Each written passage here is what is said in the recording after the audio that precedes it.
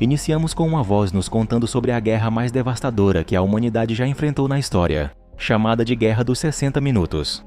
Uma guerra que durou apenas 1 hora, mas destruiu a crosta terrestre e isso reformou os antigos continentes. Os poucos humanos restantes formaram cidades móveis chamadas cidades de tração, as cidades que podem se mover sobre rodas quando necessário. À medida que várias dessas cidades foram estabelecidas, um sistema chamado darwinismo municipal entrou em vigor. De acordo com esse sistema, as cidades maiores chamadas de predadoras podiam caçar as menores e tomar seus recursos para sobreviver. A cena muda para uma jovem escondendo seu rosto sob um lenço, e que está observando as montanhas usando seu telescópio. Ela vê a cidade massiva de Londres se aproximando e corre de volta para sua cidade chamada Southampton. Quando os oficiais descobrem que Londres está se aproximando deles, todos na cidade entram em pânico. Os motores são ligados e em segundos a cidade se transforma em um veículo pronta para partir. Londres se aproxima de Southampton enquanto ela tenta escapar. Em Londres, muitos civis gostam de observar a perseguição através de uma barreira de classe enquanto torcem para que sua cidade vença. O Lorde Maior de Londres se chama Magnus Crome. Ele comanda os operadores sobre quais medidas tomar. As pessoas de Southampton fazem o seu melhor para escapar, mas acabam sendo pegas sob o comando de Crome.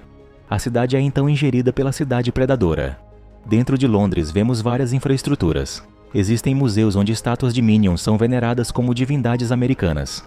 Tom Natsworth é um aprendiz de historiador de classe baixa de Londres, e ele trabalha no museu do mesmo lugar. Nesse dia, Catherine Valentine, a filha do vice-lorde maior Thaddeus Valentine, aguarda Tom para uma aula de história. Tom se atrasa para ajudar Catherine, mas, ao contrário de outros da elite, ela é amigável e gentil com ele. Os dois passeiam pelo museu olhando para coisas históricas como smartphones e computadores. Quando Catherine demonstra interesse pela Guerra dos 60 Minutos, Tom mostra a ela um vídeo da guerra que conseguiu recuperar de um disco rígido antigo. Tom explica que uma arma de energia quântica chamada Medusa foi usada para lutar na guerra e foi a razão pela qual a Terra foi despedaçada. Ele então revela que o museu tem várias tecnologias de armas, mas peças delas têm desaparecido frequentemente. Como seus superiores não responderam às suas preocupações sobre a tecnologia desaparecida, ele guardou as armas em um armário seu para que não fossem roubadas. Do lado de fora da sala, o superior de Tom, Herbert, escuta a conversa deles. Ele rebaixa Tom para um nível inferior da cidade, mas Catherine o acompanha. Enquanto isso, as pessoas de Southampton são obrigadas a evacuar sua cidade, que será demolida mais tarde. Eles são instruídos a levar seus pertences e estão proibidos de levar qualquer arma. No entanto, a garota com o lenço consegue contrabandear uma faca. Tom e Catherine chegam à zona mais baixa, onde as pessoas de Southampton estão sendo revistadas. O trabalho deles é reunir novos eletrônicos que Southampton possui. Tom fica fascinado ao ver uma torradeira da mais alta qualidade. Nesse momento, o vice-lorde maior e pai de Catherine, Valentine, elogia Tom por saber tanto sobre tecnologia. Enquanto conversam, um trabalhador traz um dispositivo tecnológico antigo e perigoso usado em armas nucleares e o entrega a Valentine. A maneira como o mesmo fala sobre a arma deixa Tom desconfortável. Enquanto isso, a garota com o lenço se aproxima de Valentine. Enquanto ele fala com as pessoas, a garota o apunhala dizendo que isso é pela sua mãe, Pandora Shaw. Valentine fica chocado ao ouvir o nome. Antes que a garota possa fazer outro ataque, Tom a impede e a persegue enquanto ela foge. Ambos acabam na cidade de Southampton, que agora está sendo demolida. Eles de alguma forma conseguem passar pelo demolidor e chegar à rampa de lixo. A garota cai na rampa, mas é segurada por Tom, que fica intrigado ao ver uma cicatriz horrível em seu rosto. Ela diz a ele que seu nome é Hester Shaw, e antes de soltar a mão dele, ela fala que Valentine assassinou sua mãe.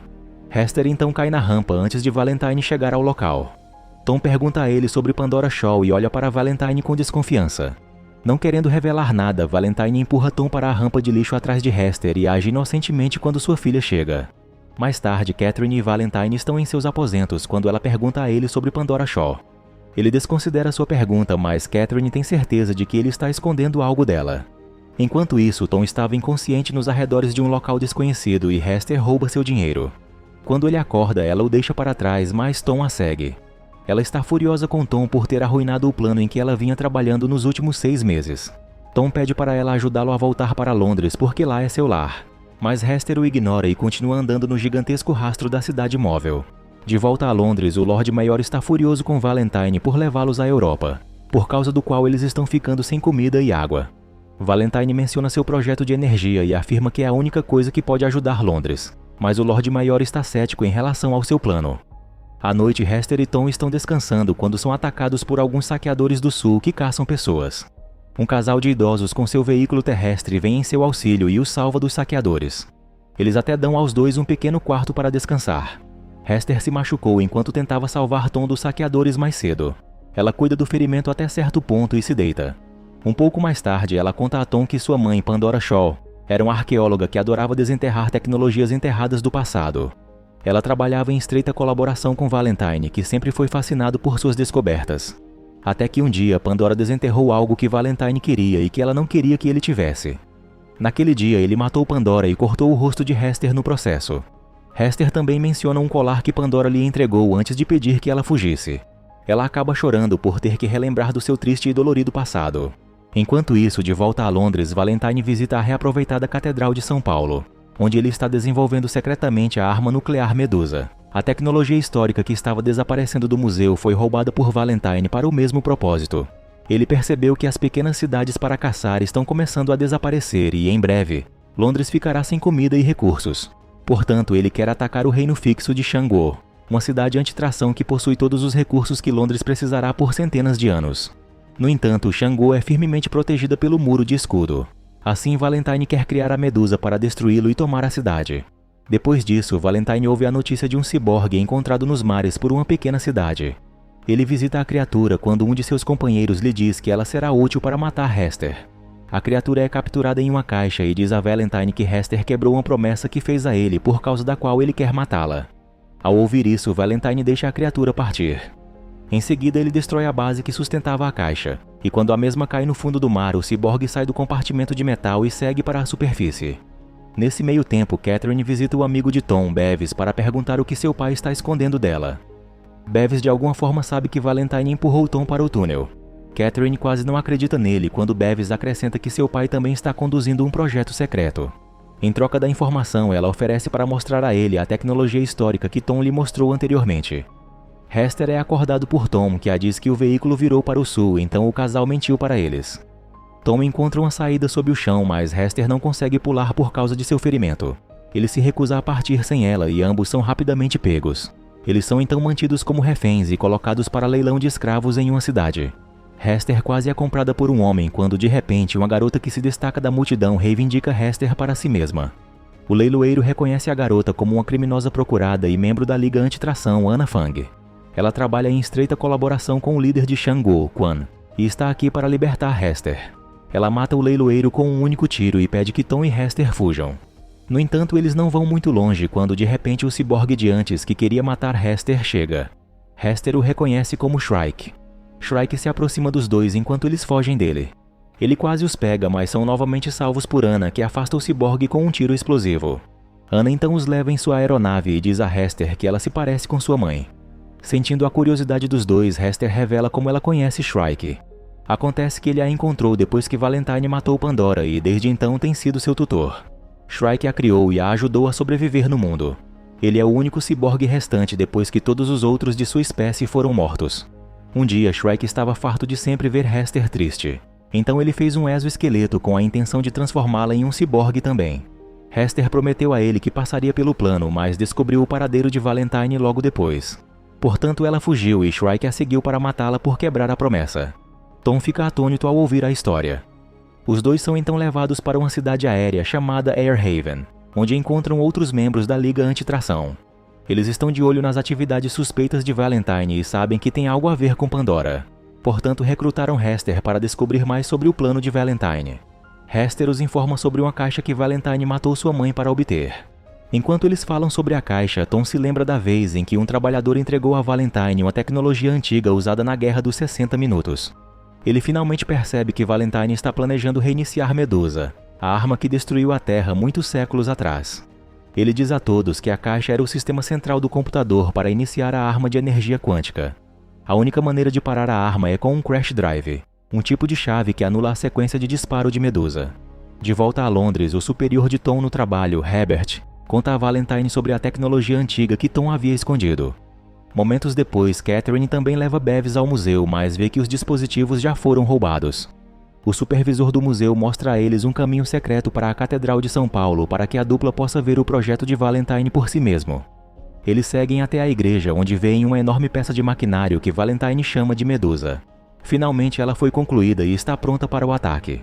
Eles se escondem atrás de uma parede e ouvem Valentine falar sobre atacar Xangô. Nesse momento, o atual Lorde Maior entra na igreja e ordena aos guardas que prendam Valentine por conduzir o experimento ilegal. No entanto, os guardas permanecem no lugar, revelando que agora trabalham para Valentine. Por fim, ele mata o Lorde Maior enquanto uma horrorizada Catherine observa. Em Airhaven, de repente as luzes se apagam e Shrike chega procurando por Hester. O caos se instaura enquanto toda a cidade pega fogo. Tom e Hester fogem de Shrike, mas ele luta com os membros da Liga Antitração e logo alcança os dois. Ele está quase matando Tom quando Hester implora para que ele não faça isso. Ao vê-la chorar por alguém, Shrike percebe que ela finalmente encontrou alguém que ama e não está mais infeliz. Isso significa que ele não precisa transformá-la em um ciborgue. Um Shrike gravemente ferido entrega a Hester o colar que Pandora havia dado a ela e morre instantaneamente.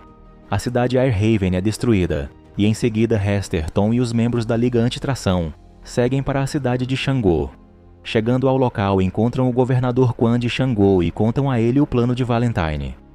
Ana sugere que ele ajude a lançar a frota antitracionista contra Londres, porque se eles atacarem primeiro, as chances de sobrevivência de Xangô são menores. Quan ordena aos guardas que ataquem Londres antes que eles os ataquem.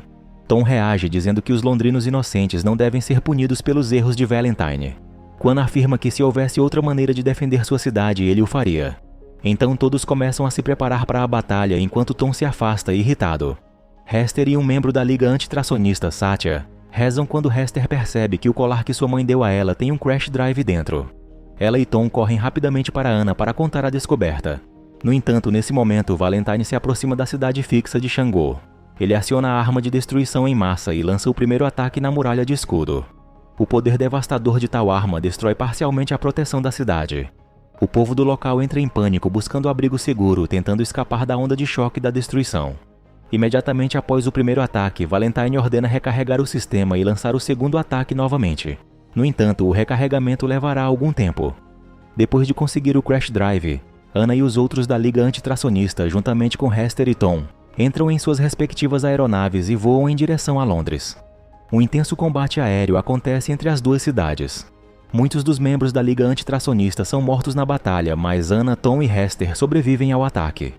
Ana consegue pairar a aeronave acima de Londres e Hester entra, levando o Crash Drive com ela. Algum tempo depois, ela faz Tom assumir a aeronave e também vai para Londres. Ela tenta matar o inimigo, mas Valentine é salvo e atira de volta contra ela e com isso a deixa ferida. Em seguida, ele parte para confrontá-la. Enquanto isso, Hester entra no local e falta apenas 60 segundos para que outro ataque seja lançado. Mas Hester consegue pará-lo nos últimos segundos. Valentine olha para Hester quando Ana pede para ela fugir. Ele então empurra Ana de uma plataforma, matando-a. Valentine finalmente confronta sua filha Catherine do lado de fora e pede para ela ir com ele para um lugar seguro. Ela o menospreza por matar todos por poder e corre para dentro. Na sala de controle de Londres, ela vê que os homens de Valentine mataram todos os operadores.